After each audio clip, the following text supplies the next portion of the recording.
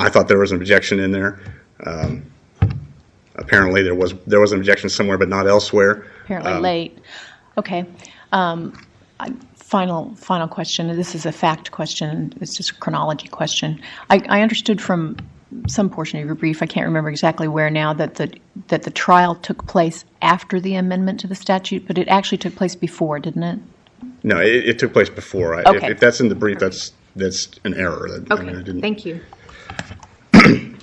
And obviously, I've been sitting in the room listening, and so I think it's there's no argument that the amendments to the statute were a direct result of the decision in State v. Prine, and because I was in on making this sausage, I can certainly give the court a good rundown of what the process was and the thinking was. And essentially, after Prine, there was much discussion about, well, what do we do about this? And I said, well, the feds already have a rule for this. They have Rule 413 and 414. Why do we need to reinvent the wheel? Let's just copy what they've done. It's already been tested in the courts. It's already been found to be constitutional. It allows this kind of evidence to come in for propensity. Let's just copy it word for word. And for the most part, we did. There were some tweaks to it, but substantively, there's no difference between the new subsection D through F from Federal Rules 413 and 414. And so to get there, we have to pull in the federal cases that interpret their rule? I think you can use that as persuasive authority because clearly that's what we were trying to do. Again, and going into some of the questions that the court asked in the earlier case, the reason subsection C separates out, subsection D is separate from everything else because we believed that it's a much lower threshold. It says the evidence is admissible for any matter for which it's relevant. And to be relevant, it just has to have a logical connection that tends to prove or disprove a matter at issue. So when Senator Bruce wanted to bring in his amendment that became subsection C, Representative Goyle and I were concerned that it would muddy the waters by chewing up the language that we had copied from the feds, so it was made a separate section. But certainly, subsection D, the threshold there is much lower than the previous subsections, and there was no intent for admission or for evidence of prior sex crimes to go through the filter of subsections A and B, as the Court of Appeals found below. Subsection D clearly is a standalone. But A doesn't accept D. Well, I think you have to read them in, read them in order. I understand, but ordinarily, A is the main rule. Propensity doesn't come in. And if D's an exception, you would ordinarily, as a matter of draftsmanship, say except for subsection D, and then the language of specific acts. But subsection D, I think the language of subsection D accepts itself because it starts out, in sex crimes cases, this type of evidence is admissible. It's absolutely contrary to the language in subsection A. There's no other way to read subsection D and give it any meaning. If anything, subsection D at least makes A ambiguous as to whether it's as general as it seems to indicate it is. And if it's ambiguous, then we look to legislative intent. And what you're saying is the legislature's intent in enacting section D was to make propensity evidence admissible in sex cases. Yes. Period. End of story. Yes. And you have to go no further than Raj Goyle's testimony. Representative Goyle presented that testimony to the Senate Judiciary Committee, and he spelled it out. Said this will allow propensity evidence in. And it's not a stretch. Now, I'm sorry, go ahead. Well, I was saying it's not a stretch because, as I said, this language was copied from the federal rules, which have been interpreted to allow propensity evidence in. That points out a big difference that we have here. Federally, the main rule is 404B, and 413 and 14 were set over here separate. So you didn't get the bleeding together and the ambiguity. So, it's not a clear-cut analog. By piecing together all in one, you lost some of the clarity that the feds had. Perhaps, and knowing what I know now, if I could go back in time, I would have recommended we make a completely separate statute, but that wasn't my call, and that's the way that Representative Goyle and the House went with it, and that's how it was presented to the Senate. I was going to change to a little different issue. Did you want to Well, I remain just on had this one more question, because assuming that you're correct, that subsection D clearly intended to admit in sex crimes propensity evidence, can you help us understand how we give meaning to the very last phrase, bearing on any matter to which it is relevant and probative? What does that mean if it doesn't have anything to do anymore with Section A or B? What it was meant to do was simply return the relevancy to the touchstone is relevant. Is it relevant? And I go back to the dictionary definition of logically connected, intending to prove or disprove. And how do we do that if we don't go back to, for instance, Section B, motive, opportunity, intent, preparation, plan? Well, how would you suggest that would be carried out? I think, as my predecessor up here pointed out, you look at, is this a DUI case? Well, then obviously the prior sex crimes are not relevant. Is this a sex crime case involving, children, and this guy has previously had sex crimes against children? Well, that's relevant. It's the standard logical connection type of analysis. It was intended to... Well, except that's already in the first part of this Section D. When a defendant is accused of a sex offense, I mean, that's already assumed. Certainly. And then it's just a basic relevance analysis. The problem with 6455 is over time, the case law has developed to where you have this sort of super relevance where it has to be tied to a super material fact that is in dispute, although in dispute is nowhere in the statute. And we've gotten to this list of the list that's supposed to be non-exclusive, but everyone still treats it as if it's exclusive. And the point behind this was to open it up, was to reduce the burden on getting this stuff admitted, to say basically it is admissible for any reason for which it's relevant, just like any other piece of evidence that is relevant.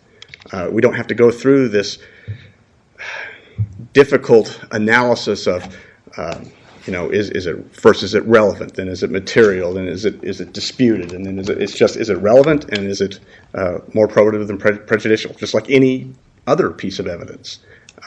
It wasn't intended to create any new procedure, just the standard relevancy analysis that you would do with, if I wanted to introduce a gun or a letter or a contract, any other piece of evidence. It just has to have some relevance to the case, not this heightened material disputed fact type of thing that we have in 455. Isn't materiality? Excuse me. I was going to follow up. Actually, Justice Moritz's question was closely related to what I was going to ask, and at the risk of just repeating, as she points out, D already says if you're accused of a sex offense, then evidence of a prior sex offense conviction or wrong is admissible. Yes.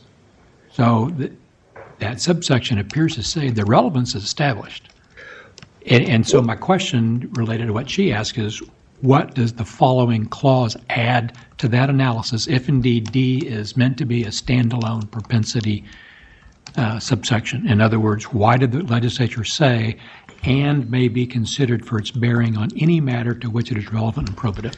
Well, I think it gets into, the constitutional due process issue is that it doesn't just get to come in just to come in. It still has to have some connection to the case. It has to be relevant, and the judge still has to do the relevance, the probative value versus prejudicial effect. Because in the federal cases... But that's not relevance. That's a little separate way. Yes.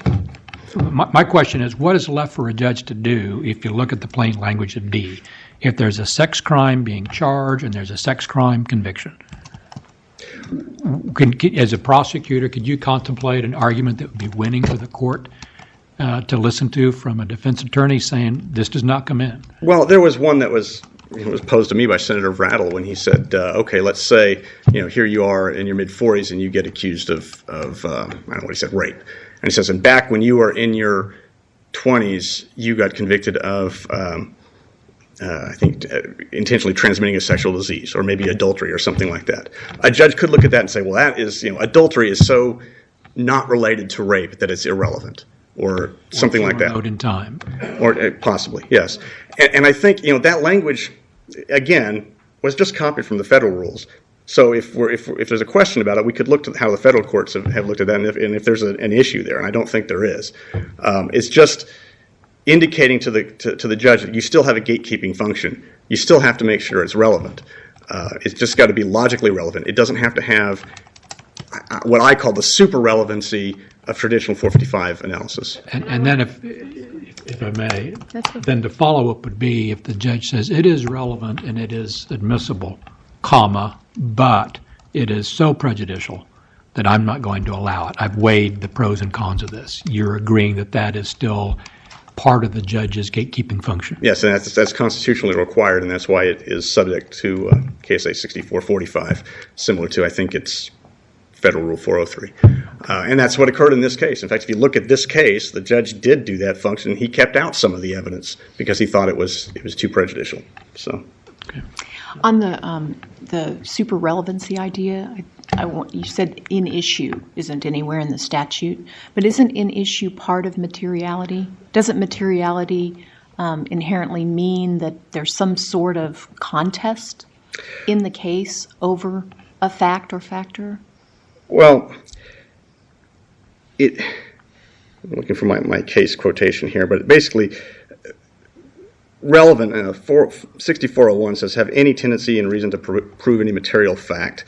And I looked at Black's Law Dictionary, and it says having some logical connection with the consequential facts. Nowhere in there does it say it's in dispute. And that's something that was judge-made in our case law. And that's created a whole list of problems because, to me, when a guy gets on, his defense says, it didn't happen. Well, to me, he's put everything in dispute because the state has to prove intent. The state has to prove every element of the crime. Everything is in dispute at that point. But this court has said, well, in some cases that's true, and in some cases that's not. It just has to be, the intent behind this change in the law was to make it admissible so long as it has some logical connection to the case. And it's not a matter of law, it's a matter of logic. Does it make sense that this has some connection to the case? It doesn't make sense to show this guy has a propensity to commit sex crimes against children. And you look back at Prine, that was, that invitation to the legislature kind of centered on that recognizing that propensity evidence is, at least in sex crime cases, has real relevance. I think that was particular to child sex crime, wasn't it? I think that was the language used in Prine. Yeah, because there was a citation to the DSM. But the legislature expanded beyond that because the federal rules expand beyond that. Is that the message today? Yeah, there's a federal rule for both adult and child molestation, and rather than make two separate rules, the legislature just made one. But again, the federal courts have already have analyzed this in the context of both child molestation and adult sex crimes, and have said that the rules allow for propensity evidence, and there's no constitutional issue with that. And the actual language of D, as I recall, is that you can admit sexual misconduct. It doesn't actually have to be a conviction, for example. And I believe then it defines what sexual misconduct means. Okay. And I see that my time is up. If there are no further questions, I will sit down. Do we have further questions of counsel? I see none. Thank you. May it please the court, my name is Sean Minhan. I'm Assistant Appellate Defender representing Mr. Hart. The first thing I would want to point out, if this court would allow me, I'd like to withdraw Issue 6, which is Apprendi aggravated. And I'll talk about the prior bad acts issue. The first thing I'd like to point out, do we have 20 minutes on this argument? Yes. Okay. While you're stopped, Issue 6 is what now? Apprendi aggravated. Okay. I think that wasn't in your petition for review, your cross petition. I think it was just in your brief to the Court of Appeals. Okay. Well, I think I had two Apprendi issues, and I think I put the wrong one in. But I mean, yeah, you did. You had two in the original brief, and then you dropped one in the. Okay. Okay. Go ahead. Okay. But Mr. Hart gets out in a little over a year, so I'm not sure that any Apprendi issue is going to help him at this point. The first thing I would point out, and I know that probably my office keeps going over and over this, but I think the objection in this case was timely. It's not a contemporaneous objection rule. It's a timely objection rule. And in this case, they considered the 6455 issue the day of trial, the morning of trial. And then the state put on at trial the same evidence that they wanted to present, that they presented at the 6455 hearing. And the defense attorney's objection was late, in the sense that there was already evidence of prior bad acts that had come in. But there's no indication that the court would have changed its ruling or prohibited that evidence at that late. Had he wanted to change it, he could have when he objected.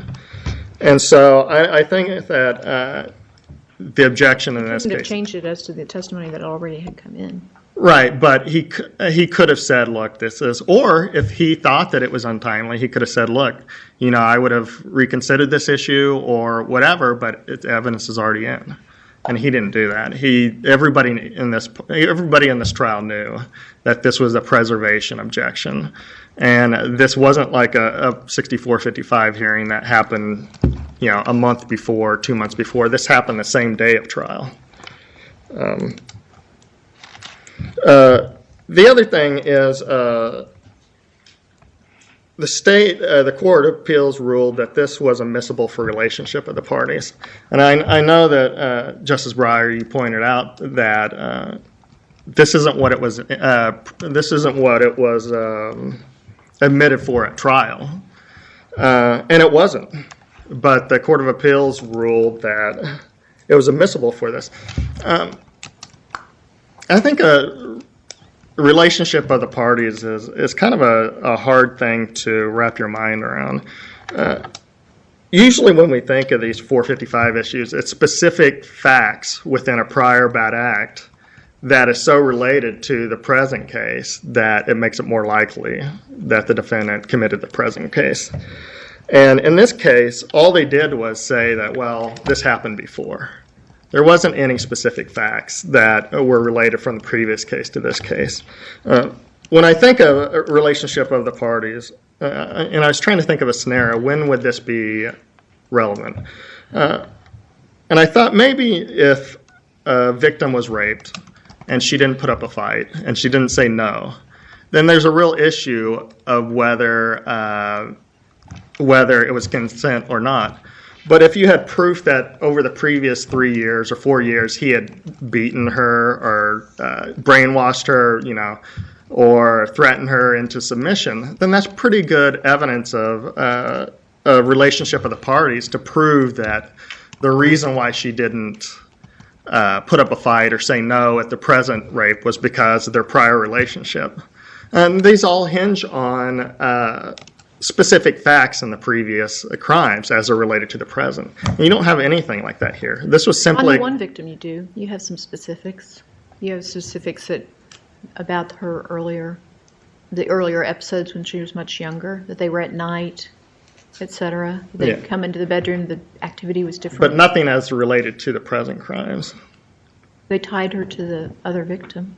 They were sleeping in the same bed. Yeah, but they were related. I mean, I don't think they tied to the present case. It doesn't just have to be specific, it has to be tied to the present case. Well, even if we accept the relationship of the parties is a material fact, because we've said that's non-exclusive, and you've already said you can think of circumstances under which it would be a material fact. Right. Isn't the real problem here the return to independent of 6455, and the Court of Appeals said no limiting instruction was necessary because this is independent of the statute? I don't... See, this is where it gets confused. I read the Court of Appeals opinion saying, well, this falls within subsection D. And because sex crimes aren't limited to plan, motive, subsection B. They can be anything that's material to the case. And if that's the case, then it does fall within 6455. You are ruling that, well, it comes in under 6455D. And in that case, there should be a limiting instruction. I would say that I think limiting instructions aren't necessarily unique to 6455. Limiting instructions are there in a situation where you have evidence that's coming in for a specific reason, and you want to explain to the jury that this is why we're presenting this evidence. And obviously in the 455 arena, it's because we don't want them to use it for propensity. And so we tell them this is a specific reason why we're letting it in. And so as a defendant, will you want them to have an instruction that says you can consider this evidence for propensity? That's what I'm saying. Yeah. I think it's. I know. I was working through my head. I was like, that's the one area. If it's going to be in for propensity, then it probably doesn't Want an matter. instruction. Yeah, you probably don't. I mean, that's the prejudice. You can argue that it emphasizes the... Right. And so I think that if it falls down to that issue, I'm not sure that an instruction. I mean, you could even get into, well, there's no harm anyway, even if they didn't give the instruction. I think that there's a couple problems in this case. Is they didn't admit this evidence to show relationship of the parties at trial, and they instructed on other reasons for its omission: plan, mistake, absence of mistake. And so this could have only confused the jury on what this evidence could really be used for. They're using it for one thing when the Court of Appeals said they should have used it for something else. It's very confusing. That's, unless this court has any questions. Any further questions of counsel? Hold on just 1 second.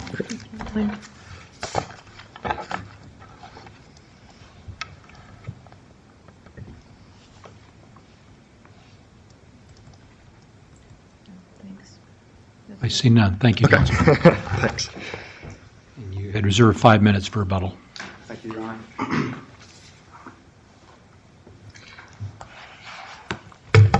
And may it please the court, I just want to hit on a couple of things. I guess I want to reiterate what my predecessor, Mr. Schroeder, said in his argument, that it is a standing rule that the trial court can be affirmed for being right for the wrong reasons. So even if the trial court here didn't admit it for this evidence for propensity purposes, but under the new statute it can be admitted for propensity purposes, it can still be affirmed. So I don't think we need to get too wrapped up over exactly why it was admitted in the court below, as long as it. And that would apply to the jury too, if the jury were given the wrong limiting instruction and the wrong reasons, that if it would have been permissible under another fact, we could just say, oh, if they were instructed correctly, they would have done that. Certainly in this case, and it goes back to another point, the last question was asked of opposing counsel, because this evidence can come in for propensity purposes under the new statute, there is no need for limiting instruction. The limiting instruction was always intended to prevent the jury. Even if we say that, then it has to be relevant to propensity. And yes. And what you're saying is if the jury were told, hey, this just is admissible to show he done bad before, so obviously he must have done bad this time, that they surely would have gone ahead and convicted. Yes. We sustain a conviction based on an erroneous legal instruction just because we think, oh, they probably would have. Well, I think that's typical harmless error analysis, and again, the doctrine is out there that if the trial court reaches the right result, but its reasoning is wrong, it still can be affirmed. So, But have we ever said that for a jury is where I'm getting at. We say that a lot Yeah. when the trial judge is making a ruling on a motion or whatever, and typically a legal ruling. And if the legal analysis is off, but the result is okay, we say, hey, well, we're not going to send it back to say, hey, say the same thing, but give us the right rationale. That's a little different than saying that a fact finder that's applying the facts to erroneous law, it's okay if it's right based upon the wrong legal premise. what I'm saying is that the trial court's decision to admit the evidence can be affirmed as right for the wrong reason. And I guess with respect to the instructions to the jury, although I have not thought this all the way through, but shooting from the hip, I would say it's a harmless error analysis. I want to go back to that for just a moment. Something you said, I think, a second ago. I think we established during the first part of your argument that your position is that the old three-part analysis of 455 is gone under D. Yes. Okay. And did I just hear you say a second ago, I'm sorry, I was looking at something else. Did you say that when evidence comes in under D to show only propensity, that there's no need for a limiting instruction? I think when it comes in under subsection D, there's probably no need for limiting instruction at all, because the purpose of the limiting instruction originally was to tell the jury, you can't consider this for propensity, you can only consider it for this limited purpose. But if it comes in under D to show something else, is there a need for limiting instruction? I don't think there's a need for it. Also, I don't think it's wrong to give it, but I don't think there's a need for it. What does the foundation look like for propensity evidence? What does the state have to prove to make propensity relevant? Well, I think that's a case-by-case, fact-by-fact type of analysis that district courts are going to have to do, the same as they do with any other piece of evidence. So back to, I guess, the example you gave of Senator Rattle's question to you, there will be some cases where either because of remoteness or lack of similarity of the crimes. But, I mean, I guess I'm just trying to get an idea of what is the universe of propensity evidence in a sex crime case? Every case involving two minors? I think it's the same universe as any other piece of evidence, whether it's drugs, a murder weapon, stolen property, contract, what have you, does it have a logical connection tending to prove or disprove a matter at issue? I think we can get off into all sorts of hypotheticals, and I'm not going to be able to adequately answer the question. District court judges do this all the time with all types of evidentiary questions, and it's a case-by-case, fact-by-fact, fact-specific analysis. They just have to do the analysis to find that it's relevant. They have to logically relevant, and that its probative value is not outweighed by its prejudicial effect. And I guess part of the reason I'm asking that is basically what you're suggesting is that we should, in essence, send the message to the trial court judges that they don't really have to do any weighing of relevancy for anything in a sex crime case except for propensity. And if they find propensity, then they're done and stop, and you don't need to do any more weighing? I wouldn't say that. I mean, I wouldn't want to. I think that the trial court judges just need to look for relevance. If the government wants to bring it in if they've got other reasons that it's relevant, they can look at all the reasons that it's relevant, not just propensity. But it certainly is admissible for propensity. And to look at what you call the universe of this propensity evidence that comes in, we have a place to look. We have guidance within the federal courts. And in any given case, we can go to Westlaw and we can look at how federal district courts and federal courts of appeal handle this type of stuff. And we can do it by analogy just like we do in any other case. I guess I'm just thinking from a practical standpoint, this is a fairly significant shift in the paradigm of how things are presented to the district court. We're used to in 6455 the state advancing, these are the specific reasons we would admit it, the trial court going through an analysis and saying these are the specific reasons I will admit it and put into the limiting instruction. And it sounds like maybe we're erasing all of that past practice and procedure. It is a shift in the paradigm, but again, the federal courts have been doing this for 17 years. And the world has not collapsed. Yeah, I mean, it is possible to do, and I think we can look to the federal courts for guidance.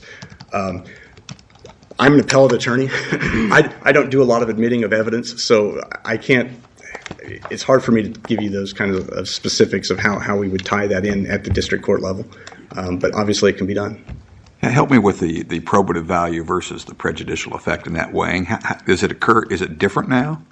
Or how does that work under D? I don't think it's any different. I mean, it references back to 445, and it's the same gatekeeping analysis that district judges do with evidence all the time, regardless of what type of evidence it is. They look at it as, it's got some probative value.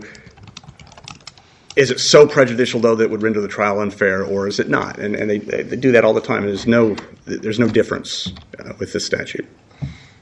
And as I understand it, to go back to part of the example you and Senator Brattle discussed, and I'm adding to it, if there had been a conviction in 1965 for adultery, and today the defendant is charged with rape, it would be up to the trial court to determine whether that adultery conviction would come into evidence under D, and if the judge says yes, it's going to come in because it's propensity, then the jury would never be given an explanation as to why this, almost 50-year-old conviction is now in evidence. Hypothetically, yes, it would, of course, be subject, I think, to an abuse of discretion standard. And in that case, an appellate court may very well rule that the court abuses discretion and send it back. But that's a hypothetical. That's not the facts before us. But hypothetically, what you said, yes, it could admit that for that purpose if the district court found that to be relevant. Of course, it would be subject to appellate review, and we can all speculate as to how it would be treated on review. And would an appellate court then be justified in reviewing that and saying, well, it was not an abuse of discretion to admit that 1965 adultery conviction, but we really question why there was not a limiting instruction of any sort given? And your response would be none needed to be given in any case. My position is that I don't think any limiting instruction is necessary under that particular hypothetical. I don't know. I think that would have to be decided by the appellate court at the time. I don't think there's a limiting instruction needed because the purpose of the limiting instructions was to prevent the jury from considering it for propensity purposes. Since that's allowed now under the statute, I don't think there's any need for limiting instruction. All right, thank you. Any further questions of counsel? Thank you, counsel. Thank you. We thank you both for your arguments this morning. The court will take this matter under advisement.